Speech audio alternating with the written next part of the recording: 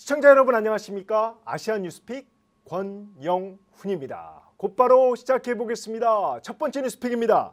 SK그룹이 일본 사업에 팔을 걷어붙였습니다. 네, SK가 일본의 진심인 모양입니다.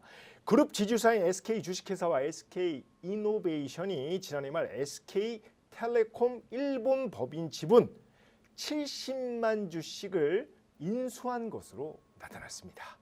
네, SK 스퀘어 보유 지분 매수와 신규 출자에 따른 것으로 투자 금액은 각각 33억 원씩입니다. 예, 2018년 SK텔레콤이 일본 법인을 설립한 뒤 2023년 SK하이닉스와 SK스퀘어가 지분 투자로 합작 법인 형태로 바뀌었습니다. 예, 회사 측은 일본에서 SK그룹을 대표해 글로벌 파트너링을 지원하기 위한 취지로 보면 된다고 설명했는데요.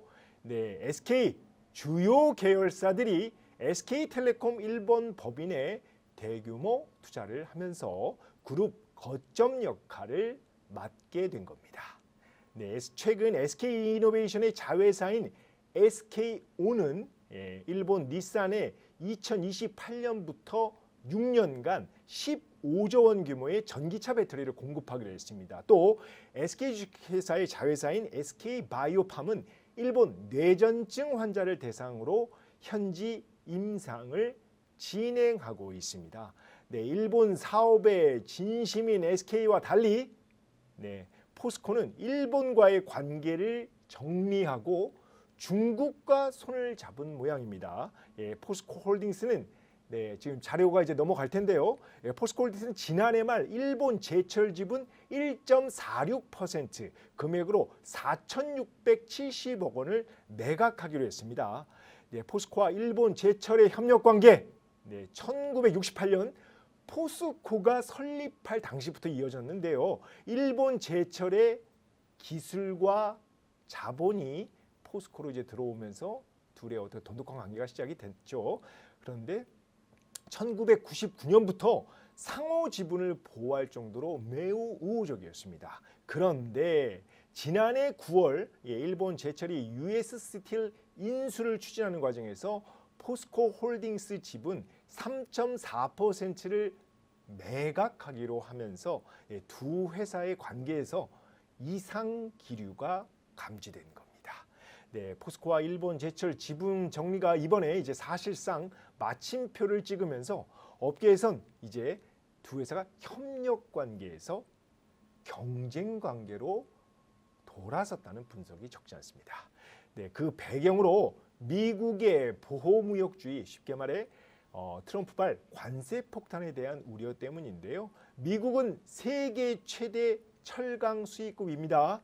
그런데 그런 만큼 이제 주요 수출국 철강 업체들이 생존을 위해 이제 몸부림치고 있는 상황입니다.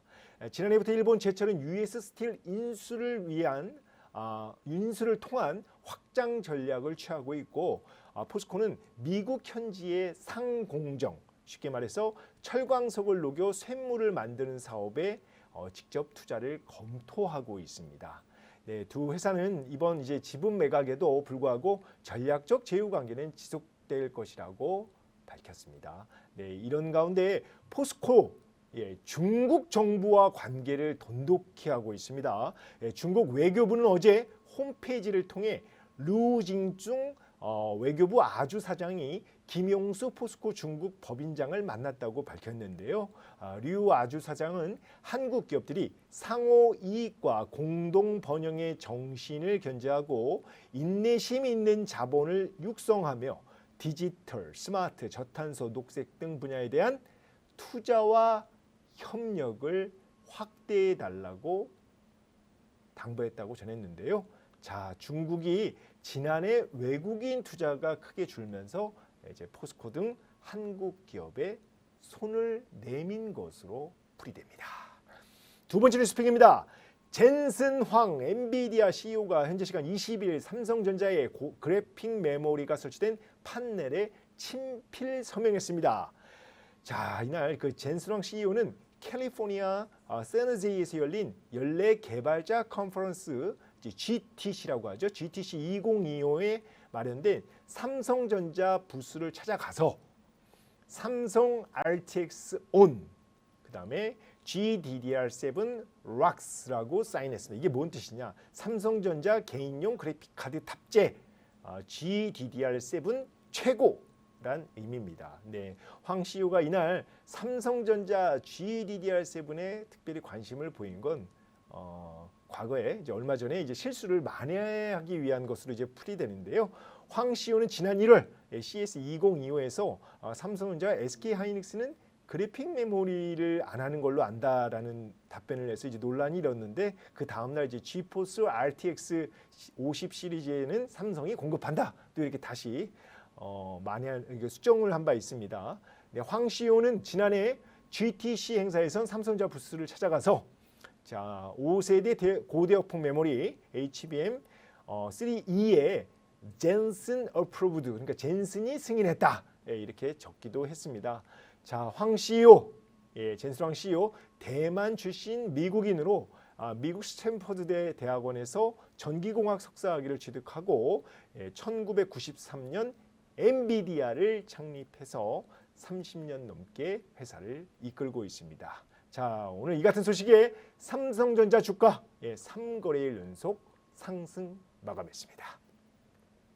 세 번째 뉴스픽입니다. 대만이 알래스카 LNG 액화 천연가스 개발 사업에 참여하기로 했습니다.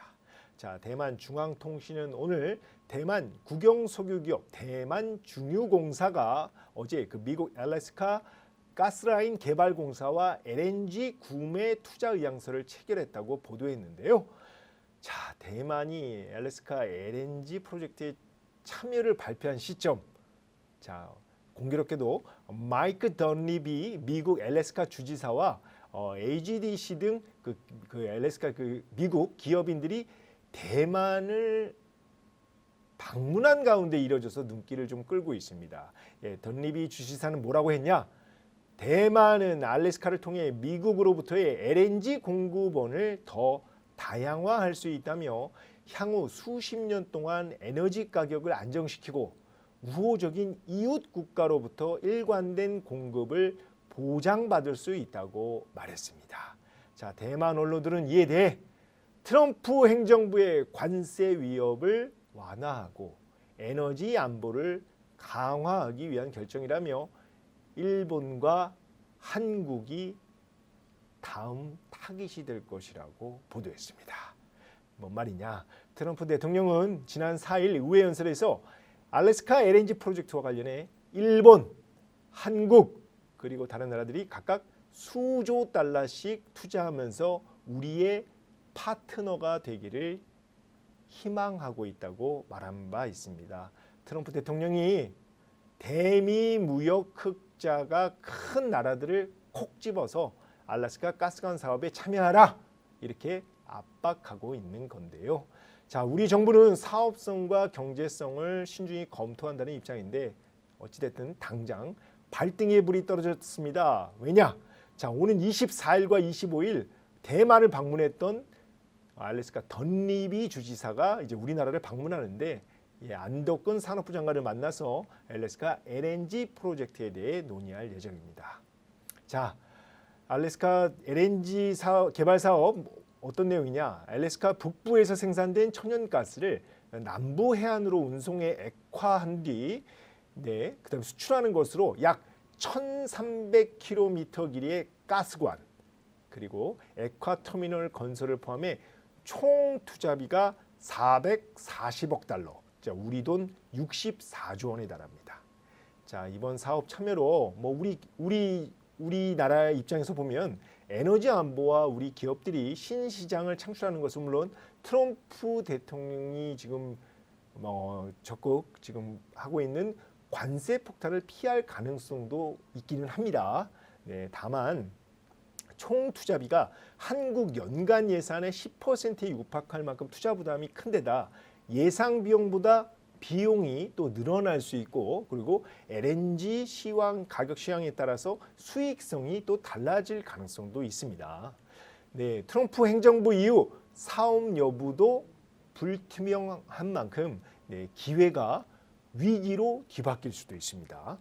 최근 트럼프 대통령은 4월 2일은 미국 해방일이라며 상호 관세 부과 의지를 강하게 드러냈는데요. 자, 트럼프 청구서를 받을 날이 얼마 남지 않는 가운데 우리 정부가 국익을 중심에 두고 바람직한 결정을 하길 바랄 뿐입니다. 오늘 준비한 건 여기까지입니다. 지금까지 아시아뉴스픽 권영훈이었습니다. 시청해주셔서 감사합니다.